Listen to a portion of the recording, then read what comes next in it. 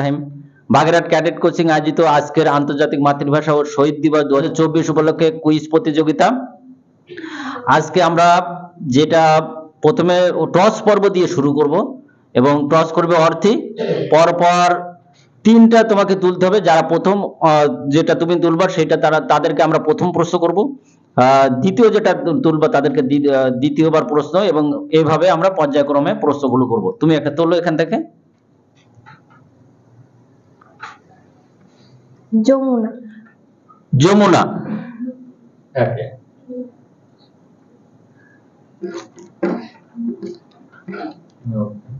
Next.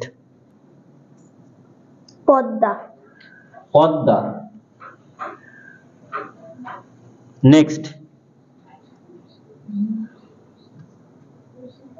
মেঘনা। মেঘনা। এবং তাহলে আমরা পেলাম সর্বশেষ সুরমা। 4 নম্বরে সুরমা। ওকে, তোমার পজিশনে তুমি বসো।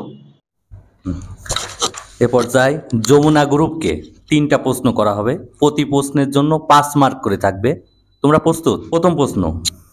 আমরা জানি বঙ্গবন্ধু শেখ মুজিবুর রহমানরা 6 ভাই বোন ছিলেন। তোমাদের উত্তর দিতে হবে এদের ভিতরে বঙ্গবন্ধু শেখ মুজিবুর রহমান কততম ছিলেন?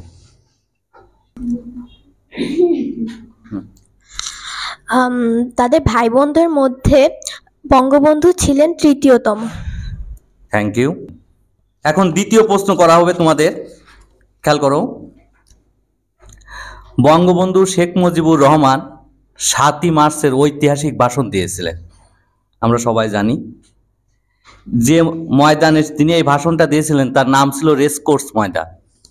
তোমাদের উত্তর দিতে হবে এই রেসকোর্স ময়দানের বর্তমান নাম কি? রেসকোর্স ময়দানের বর্তমান নাম সোহরাওয়ার্দী উদ্যান। যমুনা গ্রুপ আরো 5 মার্ক পেলেন। যমুনা গ্রুপের তৃতীয় প্রশ্ন। বঙ্গবন্ধুকে সর্বকালের সর্বশ্রেষ্ঠ বাঙালি নির্বাচিত করা হয় 14 এপ্রিল 2004 সালে। তোমাদের উত্তর দিতে হবে কারা বঙ্গবন্ধুকে সর্বকালের সর্বশ্রেষ্ঠ বাঙালি নির্বাচিত করেন? বঙ্গবন্ধুকে সর্বকালের শ্রেষ্ঠ বাঙালি হিসেবে নির্বাচিত করেন বিবিসির জনমত জরিপ। এ পর্যায়ে আমরা মেঘনা গ্রুপের কাছে 3টি প্রশ্ন করব এবং প্রতি প্রশ্নের মান থাকবে 5 করে। আমি মেঘনা গ্রুপের কাছে প্রথম প্রশ্ন করছি। আমরা জানি বঙ্গবন্ধু শেখ মুজিবুর রহমান উনি ঢাকা বিশ্ববিদ্যালয়ে পড়াশোনা করেছেন। এবার আমার প্রশ্ন হলো ঢাকা বিশ্ববিদ্যালয়ে উনি কোন বিভাগে পড়াশোনা করেছিলেন? বঙ্গবন্ধু শেখ মুজিবুর রহমান ঢাকা বিশ্ববিদ্যালয়ে আইন বিভাগে পড়তেন। ধন্যবাদ। ধন্যবাদ মেঘনা গ্রুপকে, মেঘনা গ্রুপের সদস্য সাজিদকে তৃতীয় প্রশ্নের সঠিক উত্তর দেওয়ার জন্য। আমি মেঘনা গ্রুপের কাছে আমার তৃতীয় এবং সর্বশেষ প্রশ্ন করতে চাই। বাঙালি জাতির মুক্তির সনদ বলা হয় কোন দফাকে? বাঙালি জাতির মুক্তির সনদ বলা হয় 6 দফাকে। দ্বিতীয় পর্ব শেষে আমি ফলাফল ঘোষণা করছি। আমার কাছে যে ফলাফল আছে এই মুহূর্তে, পদ্মা গ্রুপের স্কোর হচ্ছে 20, তারা 4টা প্রশ্নেরই সঠিক অ্যান্সার করেছেন।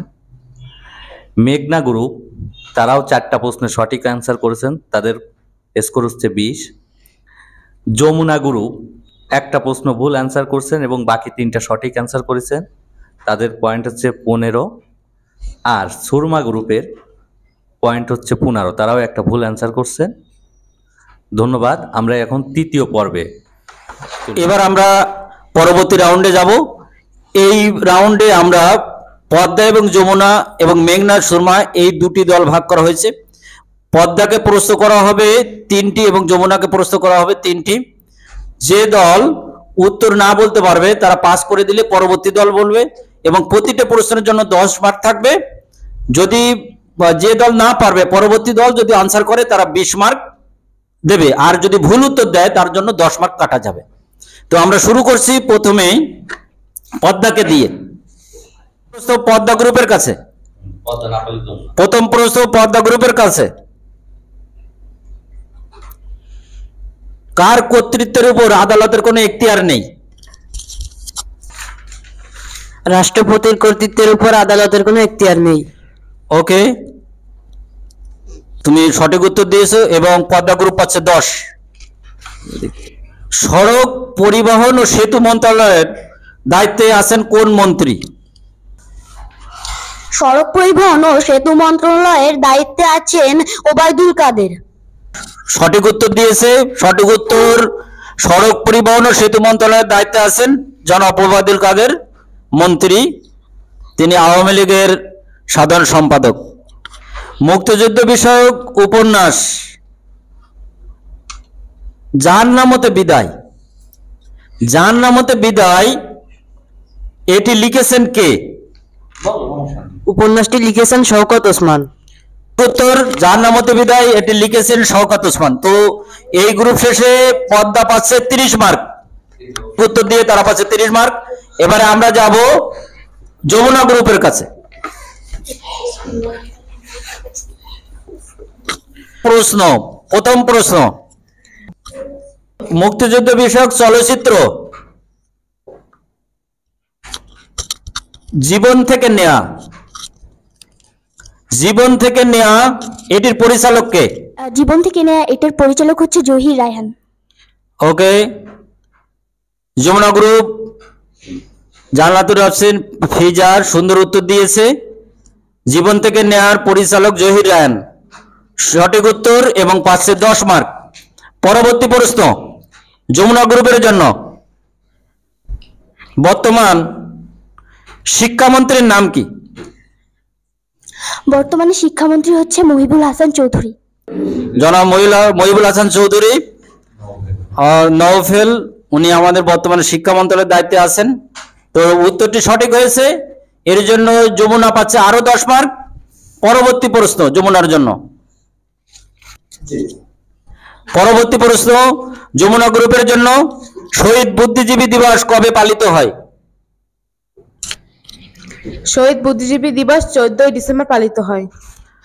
উত্তরটি সঠিক, শহীদ বুদ্ধিজীবী দিবস পালিত হয় 14 ডিসেম্বর। তারা পরপর 3টি প্রশ্নের উত্তর দিয়ে এই রাউন্ডে তারা 30 মার্ক পেল। পরবর্তীতে আমরা অপর গ্রুপের কাছে যাব। এবারে প্রশ্ন পর্ব সুরমা গ্রুপের কাছে, তারা পরপর 3টি প্রশ্নের উত্তর দেবে এবং প্রতিটি প্রশ্নের জন্য থাকবে 5 মার্ক। প্রথম প্রশ্ন সুরমা গ্রুপের কাছে, অসমাপ্ত আত্মজীবনী গ্রন্থটি কার লেখা? অসমাপ্ত আত্মজীবনী গ্রন্থটি বঙ্গবন্ধু শেখ মুজিবুর রহমানের লেখা। পরবর্তী প্রশ্ন, 6 দফা দিবস কবে পালিত হয়? সুরমা গ্রুপের কাছে প্রশ্ন, 6 দফা দিবস কবে পালিত হয়? দুঃখিত, আমাদের গ্রুপের এই মুহূর্তে কারো উত্তরটি জানা নেই। ওকে, পরবর্তী প্রশ্ন সুরমা গ্রুপের জন্য, বঙ্গবন্ধুকে পোয়েট অফ পলিটিক্স উপাধি দেন একটি পত্রিকা, একটি সাপ্তাহিক পত্রিকা, বলতে হবে সেই সাপ্তাহিক পত্রিকাটির নাম কি? সাপ্তাহিক পত্রিকাটির নাম নিউজউইক। এই পর্যায়ে প্রশ্ন করা হবে মেঘনা ও সুরমা গ্রুপকে। অন্যদের মতন তোমাদের ক্ষেত্রেও একই নিয়ম থাকবে, প্রতিটা প্রশ্নের জন্য 10 মার্ক থাকবে। এক দল না পারলে অন্য দলে প্রশ্নের উত্তর দেওয়ার সুযোগ থাকবে।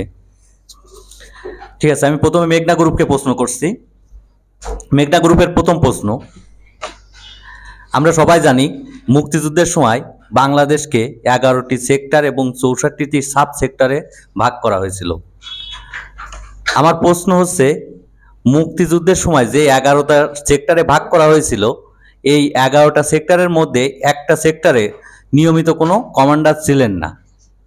সেই সেক্টরটি কত নম্বর সেক্টর? কোন সেক্টরে কোনো সেক্টর কমান্ডার ছিলেন না?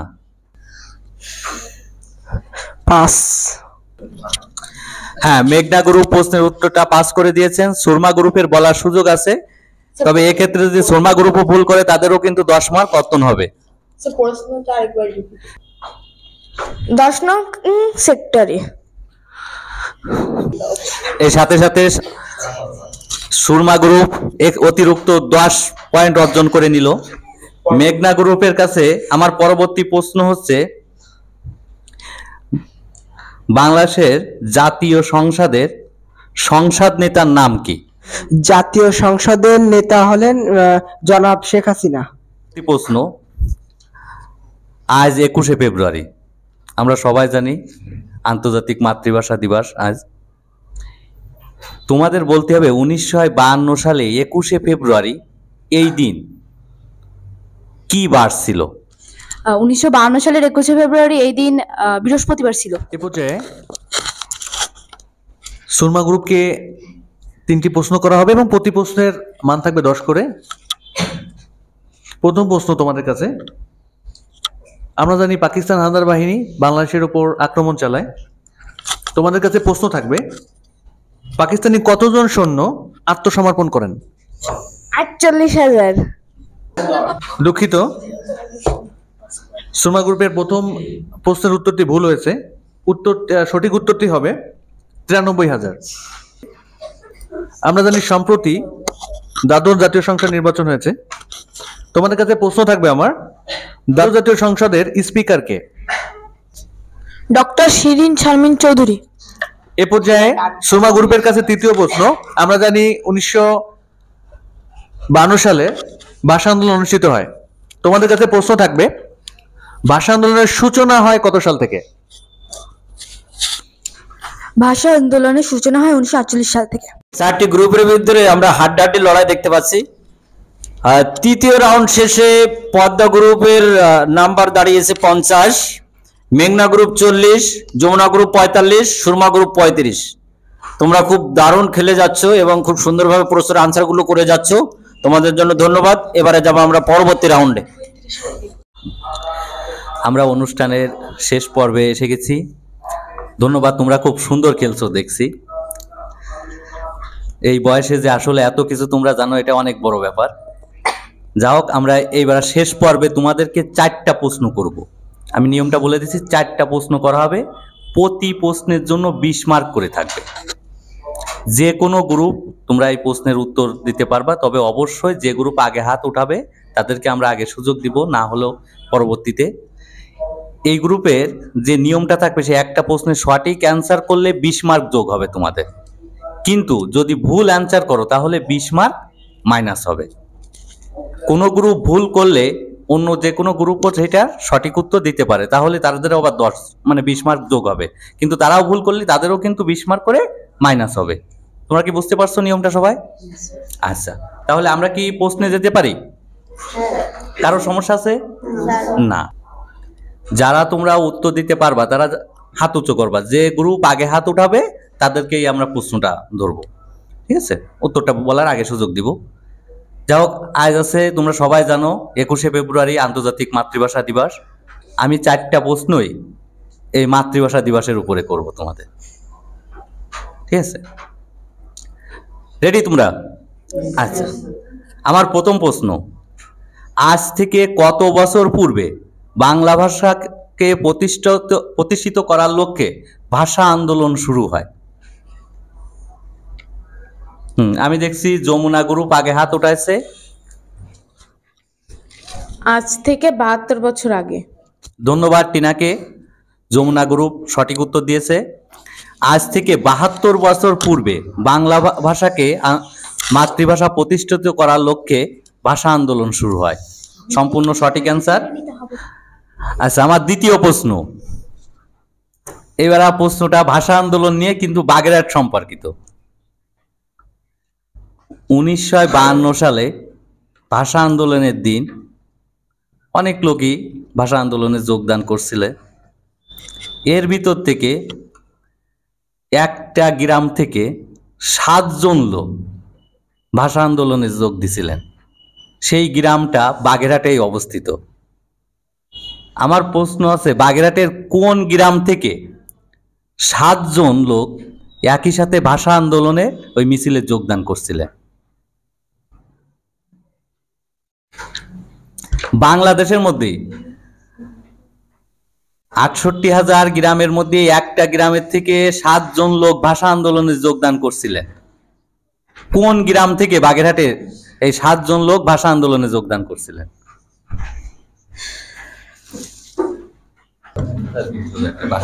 ভাষা আন্দোলনে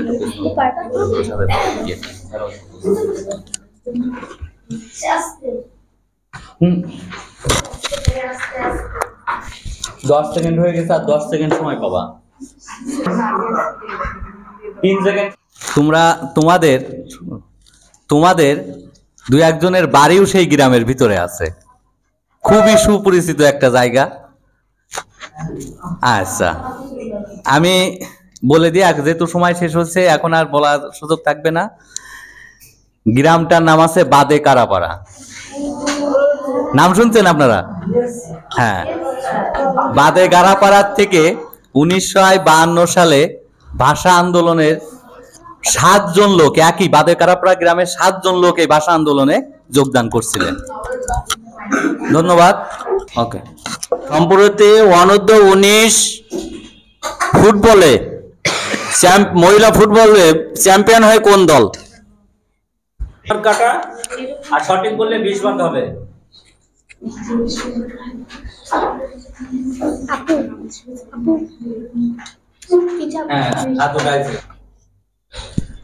বাংলাদেশ মহিলা ফুটবল দল।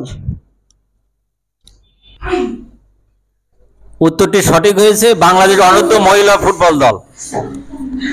ধন্যবাদ হানজালা, তাকে মূল্যবান 20 মার্ক পাওয়ার জন্য এবং দলকে এগিয়ে আয়োজিত আন্তর্জাতিক মাতৃভাষা ও শহীদ দিবস 2004 উপলক্ষে যে কুইজ প্রতিযোগিতা হলো, তার চূড়ান্ত ফলাফল সকল রাউন্ড শেষে আমরা পেয়ে গেছি।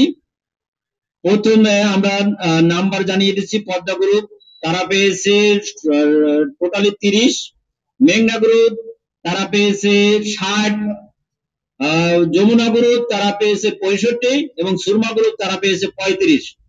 তো সর্বসাকুল্যে আমরা দেখতে পাই এক্ষেত্রে যমুনা গ্রুপ তারা 65 পেয়ে এখনো শীর্ষস্থান ধরে রেখেছে এবং মেঘনা গ্রুপ 5 মার্ক কম পেয়ে তারা দ্বিতীয় অবস্থানে এবং সুরমা গ্রুপ 35 নম্বর পেয়ে তারা তৃতীয় অবস্থানে। কিন্তু দুর্ভাগ্যের বিষয়, যারা সর্বমোট এবং প্রথম থেকেই প্রথম স্থান দখল করে সর্বশেষ একটা ভুল উত্তর দেওয়ার কারণে তাদের হচ্ছে মার্ক 30 এবং তারা সর্বশেষ অবস্থানে অবস্থান করছে। আসলে এটা কোনো ব্যাপারই নাই। আমরা জানি যে এটা একটা জ্ঞানের প্রতিযোগিতা, জ্ঞানের আলো তোমাদের বেড়ে গেছে।